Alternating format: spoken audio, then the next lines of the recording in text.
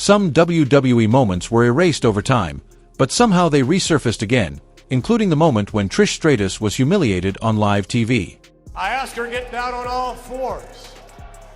And then from there, I asked Trish to speak dogese, if you would. To a controversial attack on The Undertaker that sparked real-world backlash. You guys in masks? What the hell is going on here? There ain't a third guy with some sort of club. And even a bizarre moment between Brock Lesnar and Kurt Angle. These are some deleted WWE moments that never fully vanished online. Vince McMahon says the N-word to John Cena and Booker T.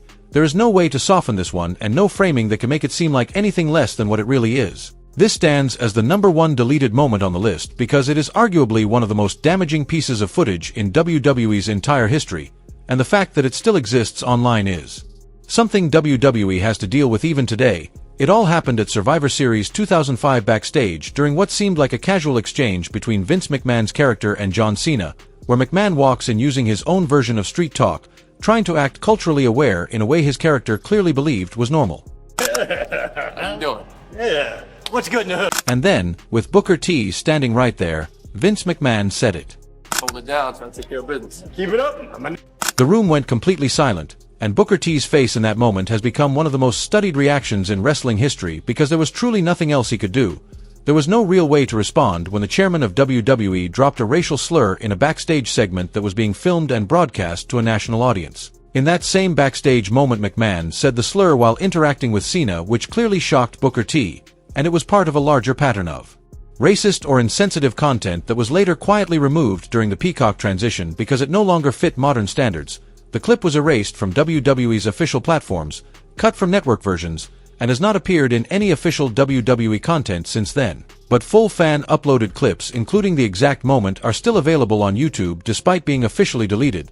They have been re-uploaded again and again across different accounts as copyright strikes keep taking them down, yet the demand to watch the clip remains high enough that fans continue to bring it back. And this moment matters for more than just shock value because Vince McMahon was not just some random staff member or background figure.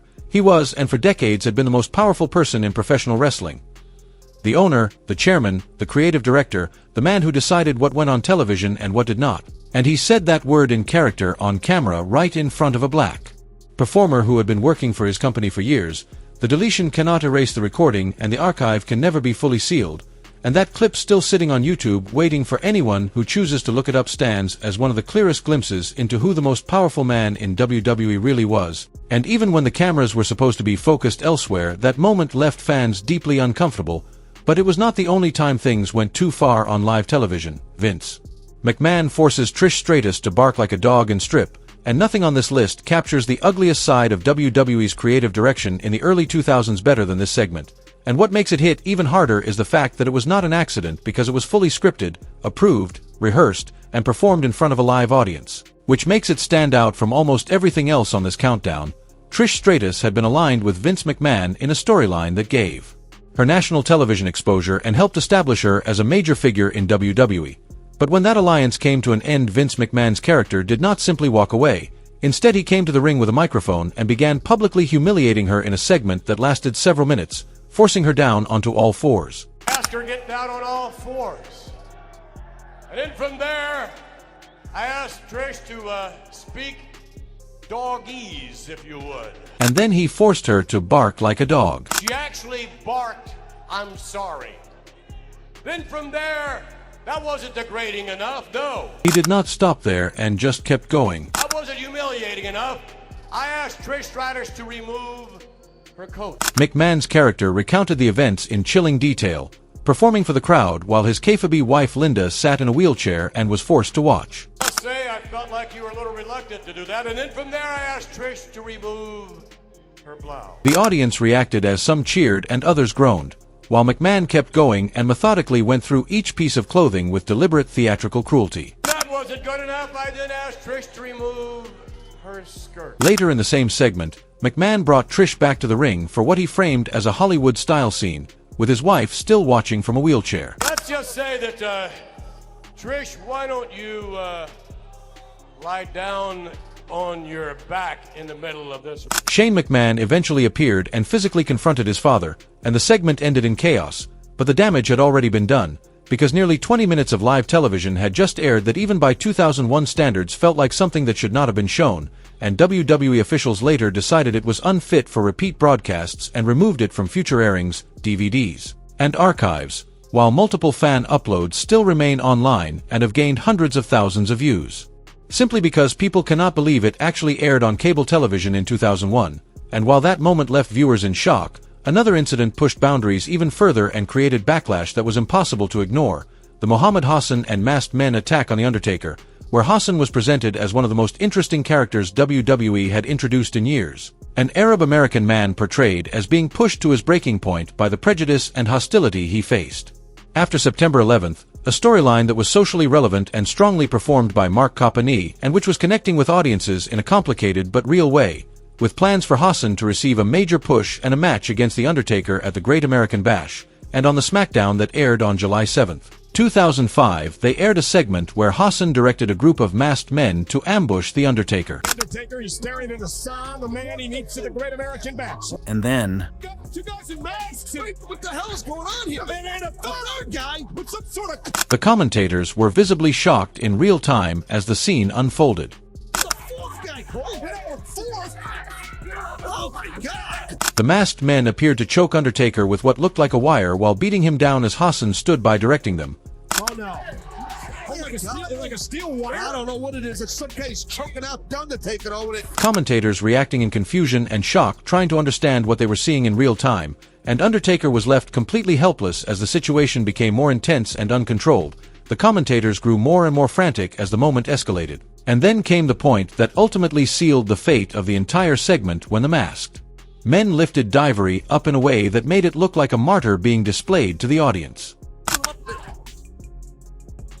It's like a sacrifice, like a some kind of a sort of like it's a martyr or something. Like, you know what I mean? The problem was not just the imagery, it was also the timing, as the episode aired live on July 7, 2005, the same day as the London bombings, where real-world terrorist attacks had killed dozens of people in the UK, and the WWE segment showing masked men in what looked like a terrorist ambush became especially controversial in that context, leading to the segment being pulled from all replays and Hassan being removed from television entirely, effectively ending his character and cancelling his planned main event push, as a promising and compelling storyline was erased because fiction had collided with reality in an unfortunate way. And while full fan-uploaded versions of the segment still exist online and can be viewed in isolation as television, the context makes it clear why it was ultimately removed. And after that controversy, another moment appeared that slipped through for very different and unexpected reasons. William Regal was one of the most technically gifted wrestlers ever to step inside a WWE ring, with decades of experience performing in front of audiences all over the world, known for being polished, professional, and everything you would expect from a decorated veteran of the sport. And then at No Mercy 2006 his towel slipped, and unlike other entries on this list, there was no deeper controversy or hidden agenda behind it, no corporate cover-up, no real-world tragedy, and no controversial storyline. It was simply an embarrassing wardrobe malfunction that WWE did not want permanently preserved in its official archives, so the moment was edited out and trimmed from official releases as if it never fully happened in the polished version of history they wanted to present. But by that point fans had already seen it, clipped it, and shared it across the internet long before WWE's team had any chance to remove it, making it one of those moments that survived purely through audience circulation rather than official preservation. This moment, alongside others like Jacqueline's wardrobe malfunction and Shawn Michaels' sock bulge prank on Jim Ross, falls into a category of content WWE later deemed unfit for its modern image. And while the edits were not always driven by morality and sometimes were simply about embarrassment, Regal's slip clearly falls into that latter category, as the clip itself is still out there with fan channels preserving it through multiple rounds of copyright strikes, and it remains exactly as awkward as people would expect, with the removal only increasing curiosity around it. But while that moment was an accident, the next incident was far more deliberate, involving Roddy Piper's blackface promo and match against Bad News Brown.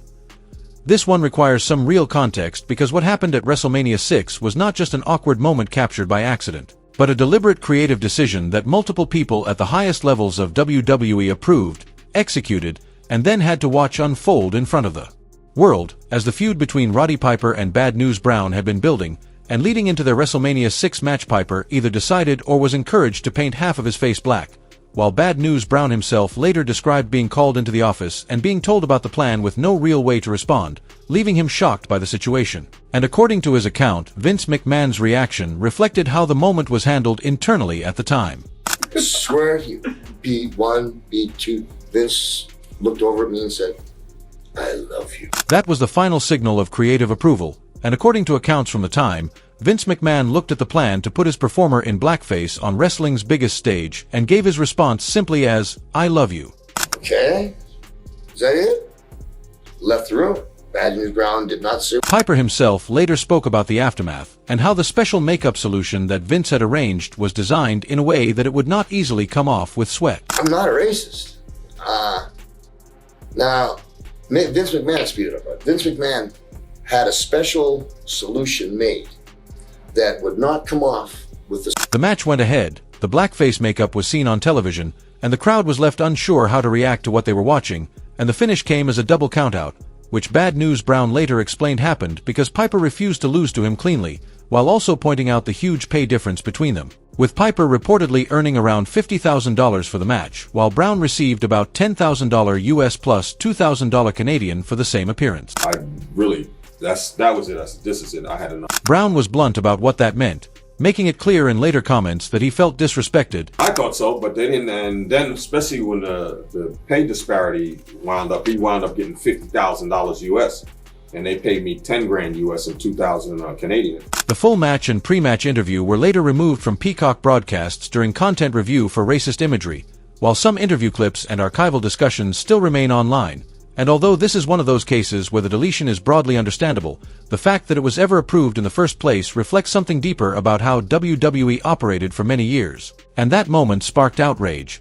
But WWE still continued to air shocking and controversial content, including the Stone Cold Steve Austin skit involving Arn Anderson, where by 2002 Austin was already established as one of the biggest stars in professional wrestling history, known as the Texas Rattlesnake and famous for his rebellious persona and beer-soaked celebrations.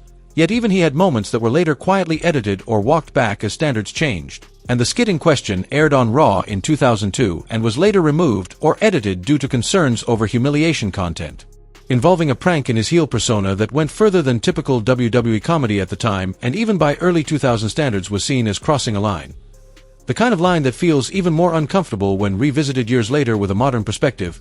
And Arn Anderson, for context, is a four-horseman legend and a man who spent decades earning respect in the industry. So whatever took place in that segment, the fact that WWE later removed or edited it shows how differently it is viewed now. And what is especially interesting about this deletion is how it fits into a broader pattern of WWE's early 2000s content being quietly cleaned up during the Peacock era, because the Attitude Era and the years that followed were filled with moments that were considered edgy entertainment at the time. But when looked at today, many of those same segments feel far more uncomfortable and difficult to watch than they once did. WWE knows this, so they cut what they can, they edit what they can, and they hope nobody goes looking, but somebody always does. And the clip is still out there through fan compilations that preserve WWE scrubbed footage, keeping moments like this alive online.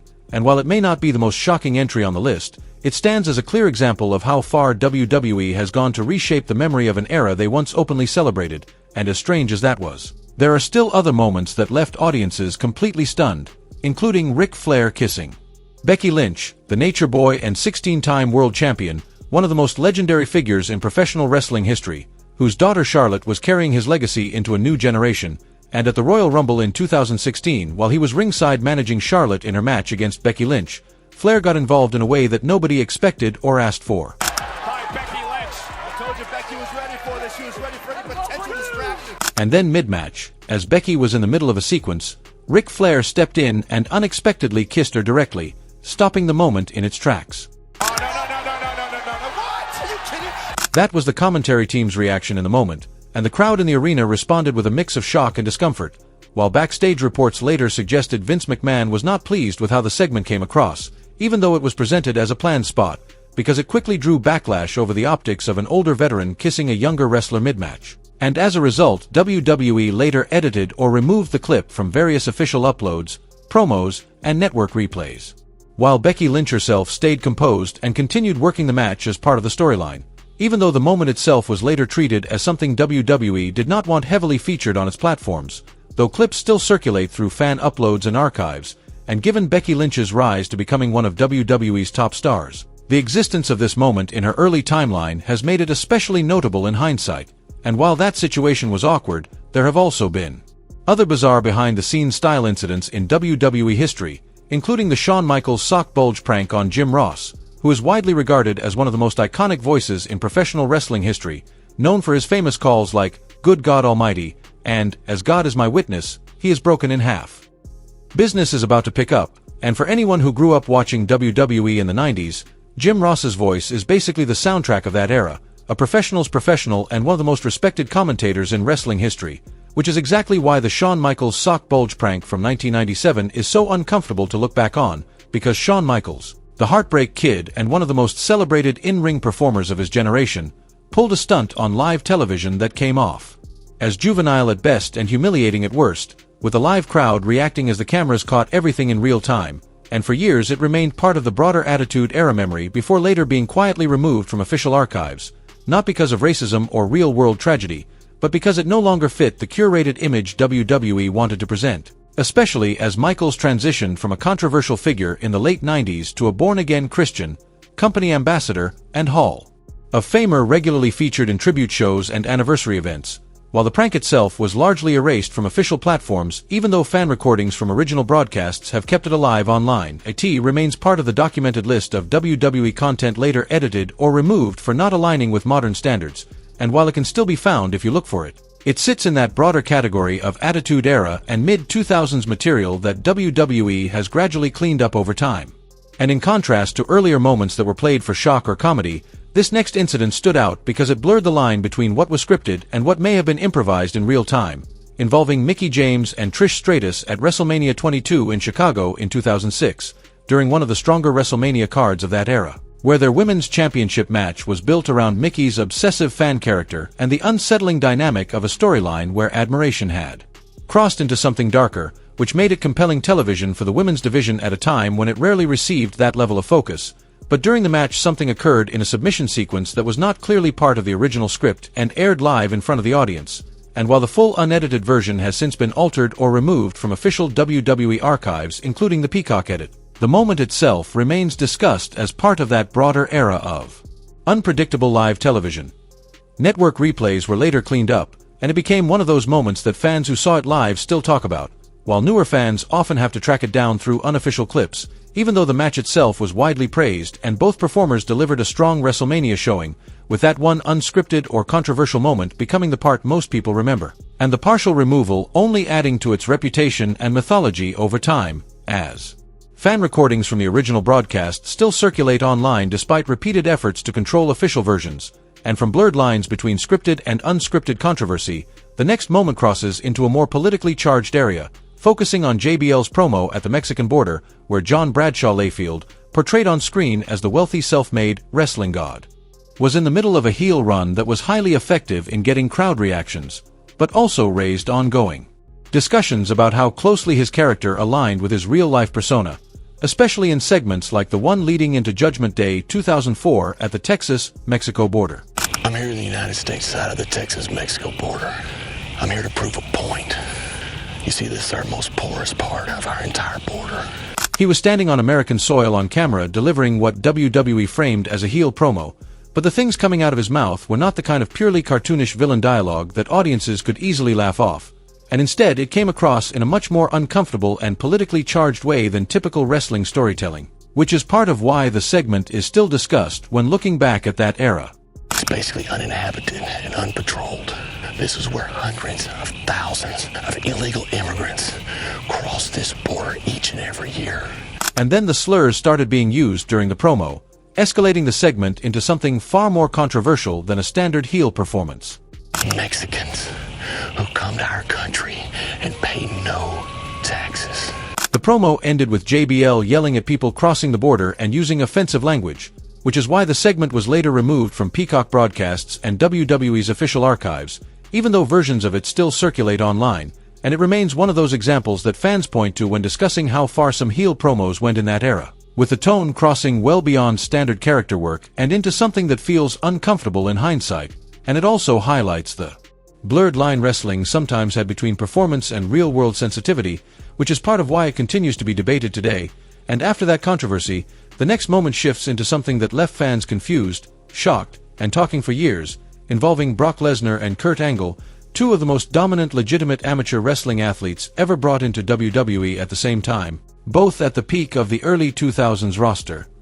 Their chemistry was real, their respect for each other was real, and in a backstage moment captured after a show, there was also a playful, unscripted exchange between Brock Lesnar and Kurt Angle involving a brief joking kiss and Angle grabbing Lesnar in a lighthearted way, which was later removed from official WWE Network and YouTube uploads, even though it was clearly just two colleagues joking around after the show, and no one watching it would interpret it as anything serious, but the optics of two top stars with very intense and traditionally serious public images were apparently enough for WWE to decide it didn't fit the image they wanted to maintain for their official library, making it one of the more unusual deletions on the list because it wasn't offensive or tragic, just a moment of behind-the-scenes humor that didn't align with how the company prefers its biggest stars to be presented. While fan uploads still keep the clip in circulation, and compared to what came before on this list, it stands out as a much lighter moment before the tone shifts again.